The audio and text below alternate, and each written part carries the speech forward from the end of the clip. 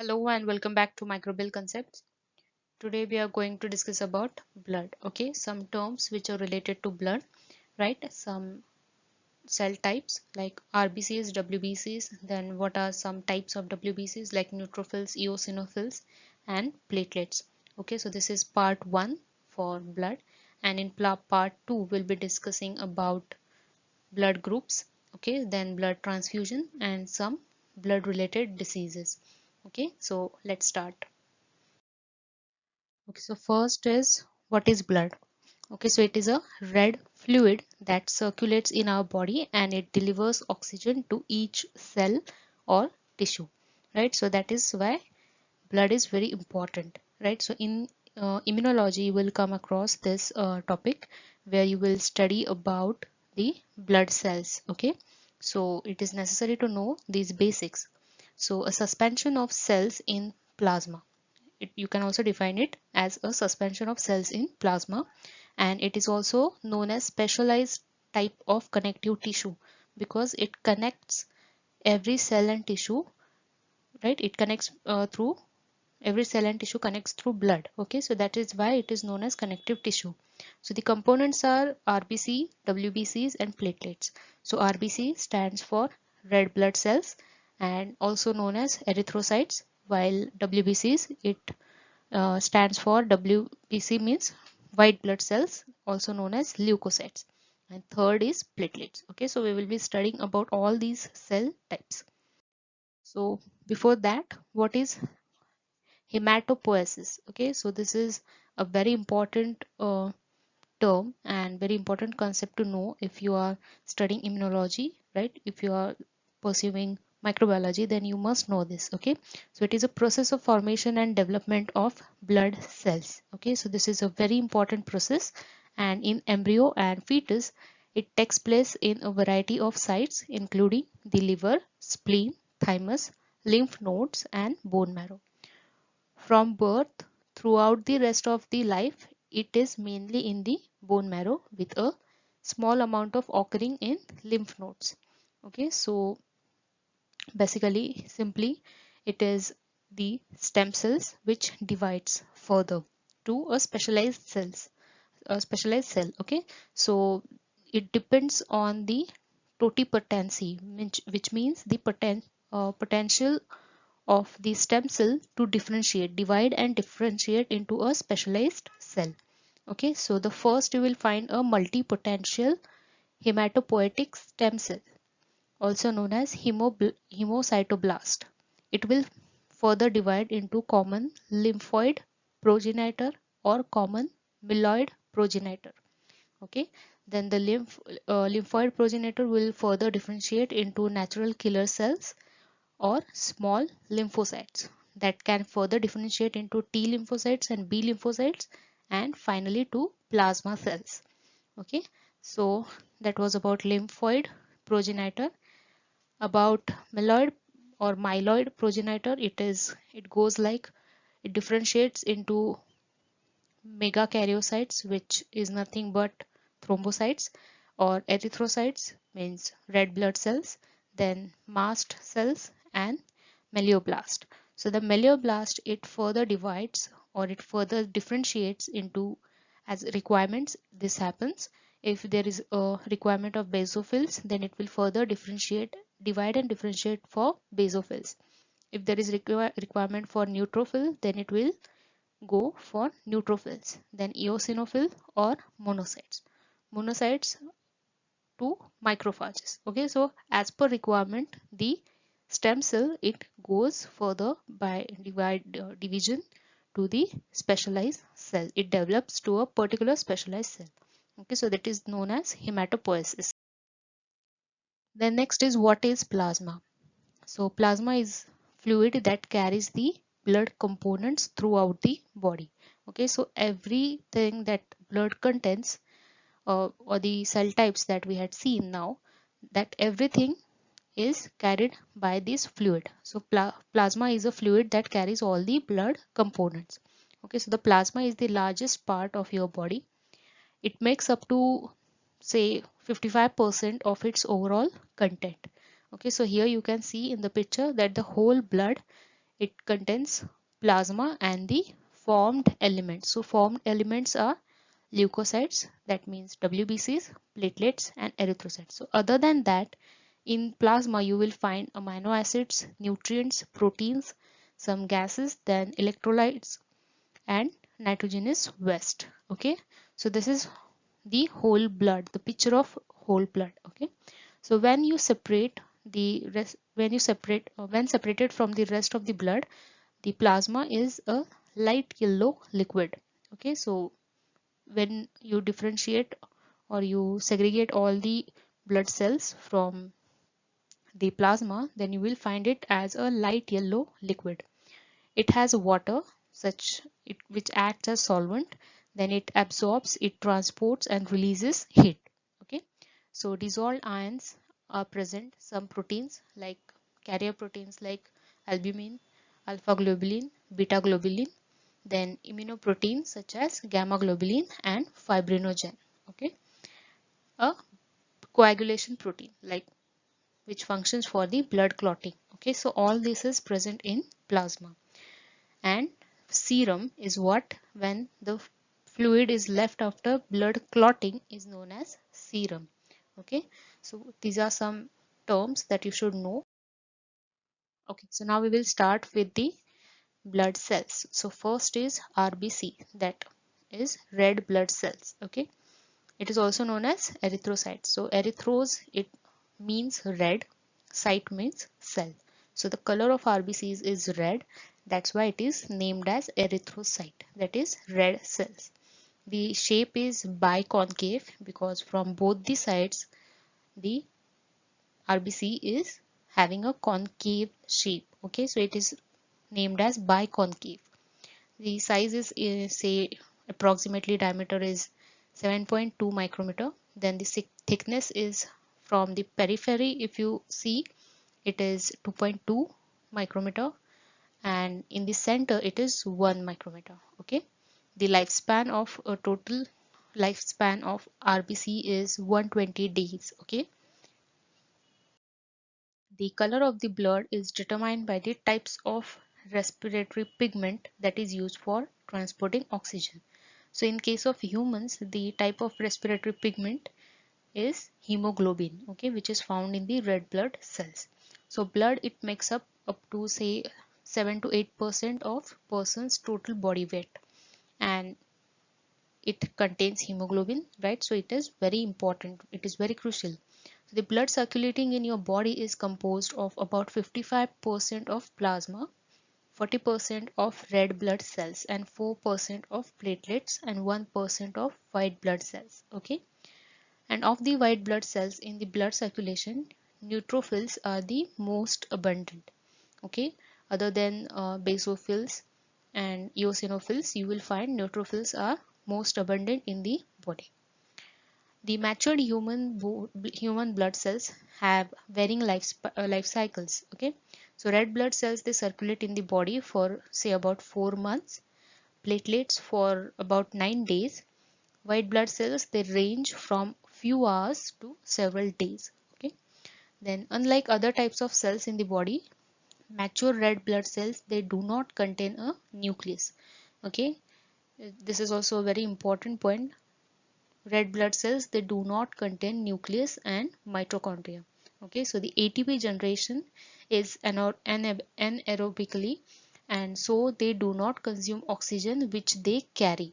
Okay, as we know that uh, hemoglobin is the protein which is present in red blood cells, and the important function is to carry oxygen. Okay, but RBCs, they do not contain any nucleus or mitochondria. So how ATP generation is done? It is done anaerobically. Okay, and that is the reason that they carry oxygen. Okay, they do not consume the same oxygen which they carry. Okay, and even ribosomes are not present in mature red blood cells. The absence of these cell structures, it leaves the room for hundreds of millions of hemoglobin molecules which are found in red blood cells. Okay, so some of these organelles are not present in red blood cells. Okay, so the space is occupied by these hemoglobin molecules. Okay, so this is the structure of hemoglobin.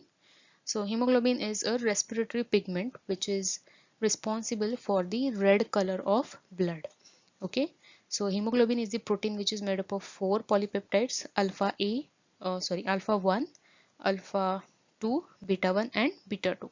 Okay, you can see in the given picture that above there are two beta chains and below are two alpha chains which are named as alpha 1, alpha 2, beta 1 and beta 2, and each chain it has a heme group present.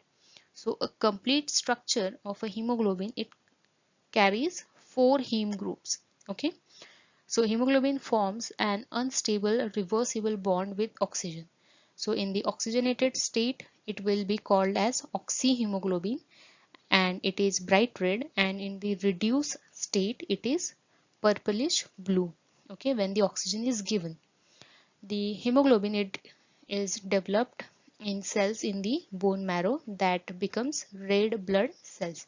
So in the development stage only the hemoglobin is developed in the red blood cells in the bone marrow. Okay, so when the red cells they die, hemoglobin is broken up and iron is salvaged. It is transported to the bone marrow for proteins by proteins called transferrin, and it is used again in the production of new red blood cells. Okay, so even the metabolism of hemoglobin it takes place. Okay, the remainder of the hemoglobin it forms the basis of bilirubin. Okay, so if you have a question that what happens after breakdown of the hemoglobin or after breakdown of the red blood cells, so this is the answer. So each hemoglobin molecule is made up of four heme groups, as I told you, which are surrounded by globin group and forming a tetrahedral structure. As there are four chains, it is named as, or it is called as tetrahedral. So heme, which accounts for only 4% of the weight of the molecule, is composed of a ring-like organic compound known as porphyrin, to which the iron atom is attached. It is the iron atom that actually binds to the oxygen. Okay, so heme it uh, forms a ring-like structure, which is which has an organic compound. We can say like that it has porphyrin ring, and to that iron atom it attaches, and to that iron atom oxygen is attached. Okay, and that binds oxygen as the blood travels between the lungs and the tissues. Okay, so oxygen binding it takes place between the lungs. So there are four iron atoms in which molecule of hemoglobin, which accordingly can bind four atoms of oxygen. Okay, so there are four iron atoms in each molecule of hemoglobin. So four oxygen atoms are carried by each hemoglobin structure or each hemoglobin group. Okay, so this was about hemoglobin. Now next is about WBCs. So WBC it stands for white blood cells. So they are like neutrophils, eosinophils, basophils, monocytes and lymphocytes. So WBCs they has nucleus and contains 1% of total blood. The lowest count is of WBCs. Okay, they are colorless and shapeless and they develop in bone marrow. As red blood cells, even WBCs they develop in bone marrow. Lifespan is less, it is 5 to 21 days. Function is immunity or defense mechanism. Okay, so if you will find some granules between the cell or inside the cell, okay, and these granules they are of certain types. The granules of certain cells such as natural killer cells, they contain components which can lead to the lysis of neighboring cells. Okay, so these granules are different in different cells and they have function. So in case of natural killer cell, they can lead to lysis of the neighboring cell. Okay, the granules of leukocytes means WBCs, they are classified as azurophilic, granules or specific granules. Okay, we will see this in next slide. And leukocyte granules are released in response to immunological stimuli during a process known as degranulation. Okay, so when you will find a term, wherever you will find this term, that is degranulation, it means releasing these granules. Okay, so we will see one by one. So first is neutrophil.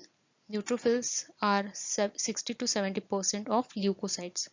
Size is 9 to 12 micrometer in diameter. They are multi-lobated. You can see that in diagram. They have lobes. The nucleus has lobes. Okay, so it is named as multi-lobe nucleus. Granules are azurophilic and tertiary granules, which are gelatin and cathepsin. Function is phagocytosis. Next is eosinophil. Eosinophil are 4% of the leukocytes. Size is 10 to 14 and it is bilobed nucleus. There are two lobes of the nucleus.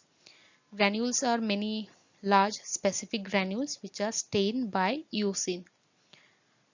Function is destroy parasitic worms and eliminate antibody antigen complexes. Okay, so each cell type, WBC cell type, has a function. So neutrophils, they are phagocytic. Eosinophils, they are known to destroy parasitic worms and eliminate antigen antibody complexes. Monocytes are large circulating blood cells. They are 3 to 8% of leukocytes. Size is 10 to 14 micrometer in diameter.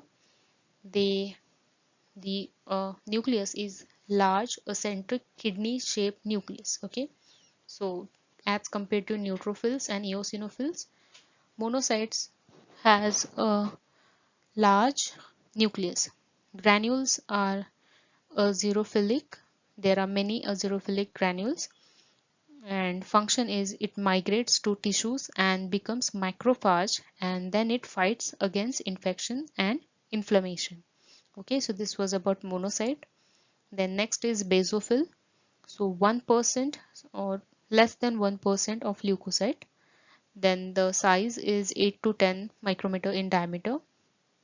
The shape of nucleus is S shape or irregular lobe. You can write that. The granules, they are large specific granules. They are dark blue in color and they contain heparin and histamine.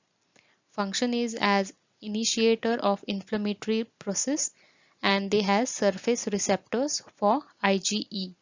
Okay, IgE antibody.